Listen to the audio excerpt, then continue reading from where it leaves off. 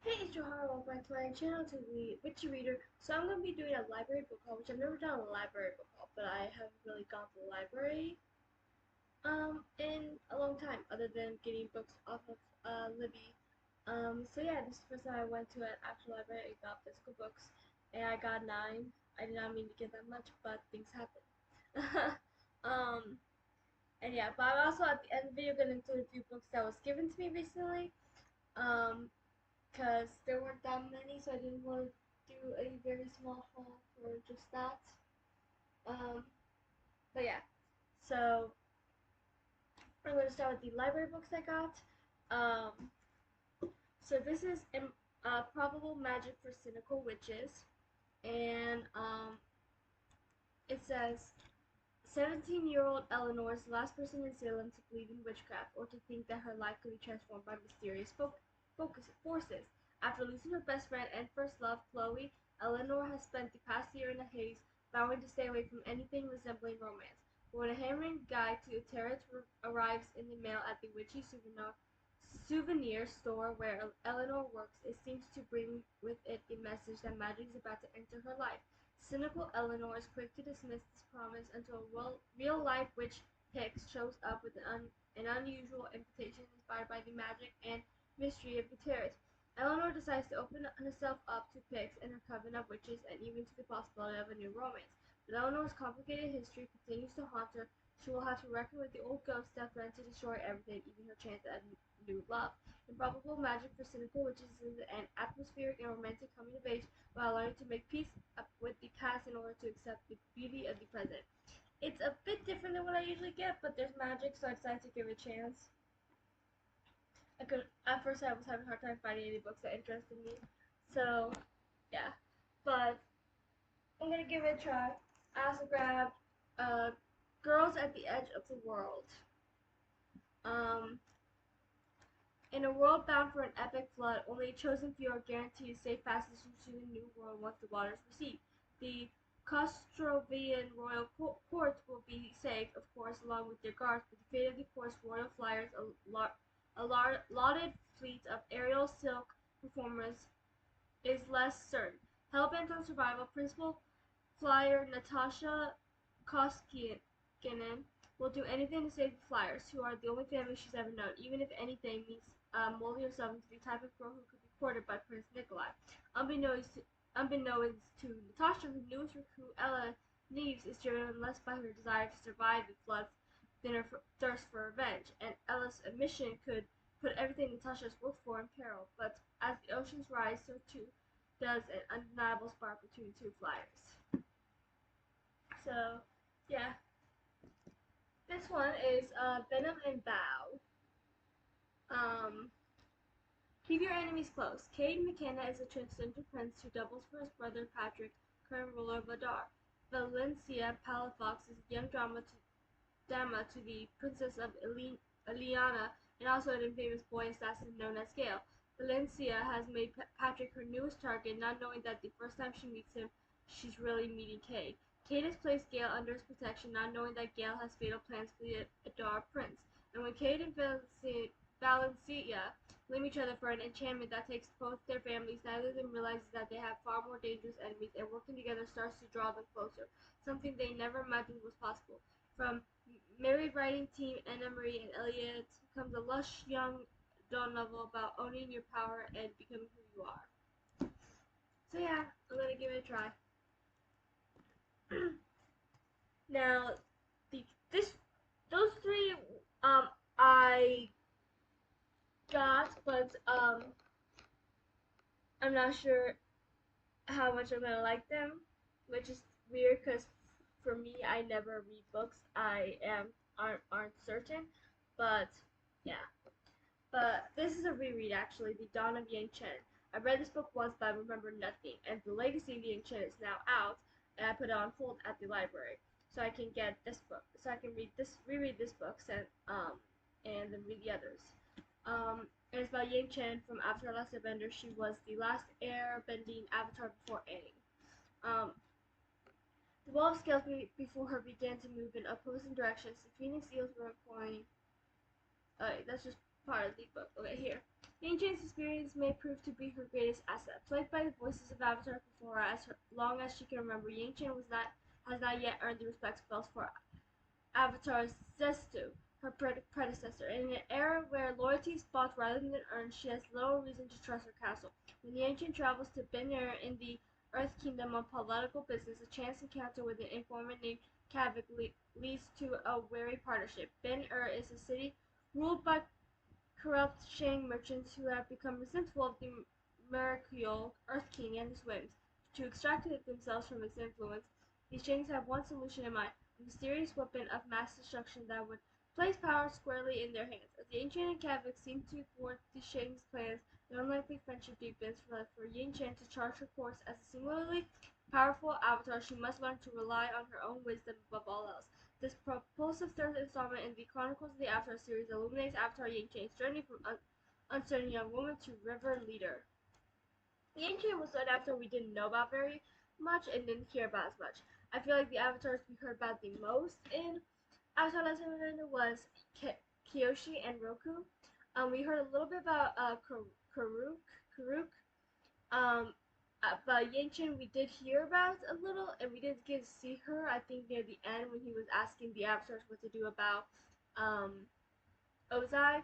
But so I was very excited about this Yang-Chen novel. Like I said, I do not remember it very much, but I'm also excited for the sequel. I read the Kyoshi ones, and I saw at the bookstore the other day that the first book in the Roku duology, because they're all duologies, is out, which I did not even know. So I'm gonna have to find that too and read it. But yeah.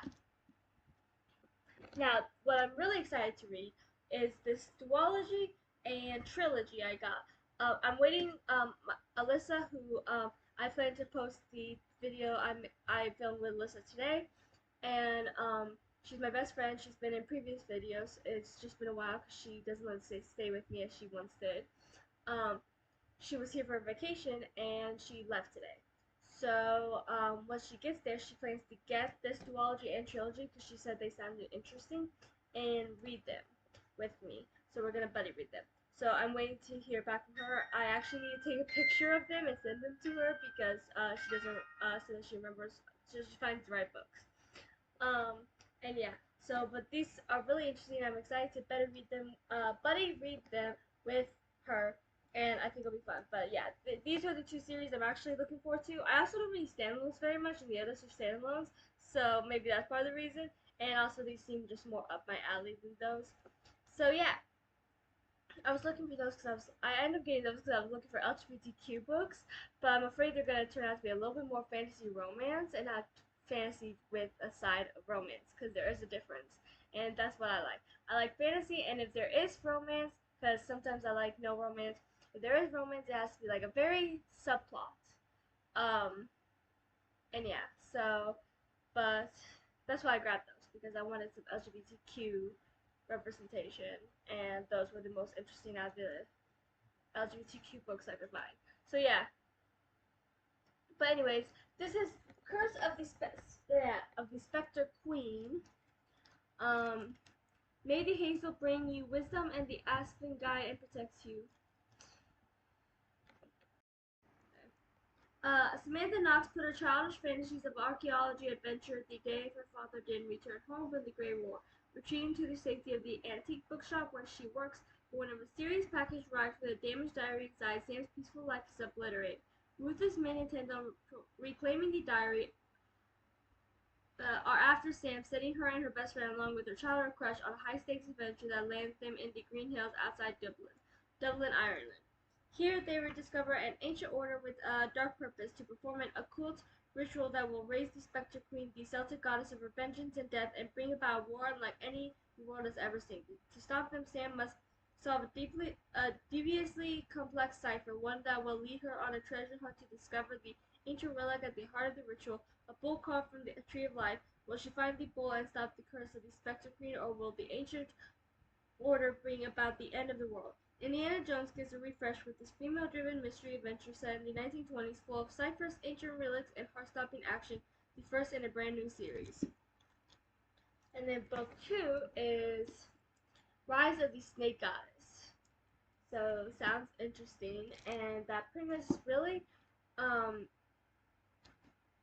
took I can't think of the wording but was an interest, and I was like, this sounds interesting, and it seems right up my alley. Magic, curses, what more could I want? So that's the duology. Like I said, I'm waiting for my best friend to, once I send her the pictures, to get back home, and so she can get the books herself, and then we're gonna buddy read them. I don't know which one we're gonna start with. Probably the duology, because it's only 2 books. But then, yeah. So here's the trilogy. The first book is Frostblood. The reign of ice must end. The Frost King will burn.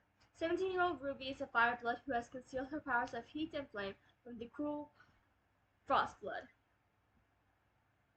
Uh, from the cruel Frostblood ruling class her entire life. But when her mother is killed trying to protect her and rebel Frostblood demand her to help overthrow their bloodthirsty king, she agrees to come out of hiding, desperate to save her, to have her revenge. Despite her unpredictable abilities, Ruby trains with the rebels and the infuriating yet irresistible Arcus, who seems to think of her as nothing more than a weapon. But before they can take action, Ruby is captured and forced to compete in the King's tournaments that pit Fireblood prisoners against Frostblood champions. Now she has only one chance to destroy the maniacal ruler who has taken everything from her, and from the icy young man she has come to love.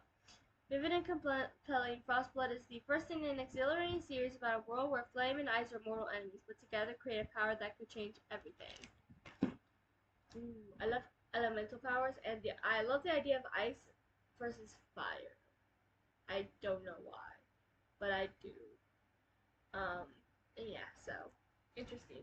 The second book is Fireblood, and the third book is Night's Blood. So yeah, these all have words on it. The reign of fire begins. The reign of night has dawned. But yeah, so I'm excited. The trilogy I'm a little more anticipated to read because it sounds really good, but I'm also very anticipated for the what's the first book called again?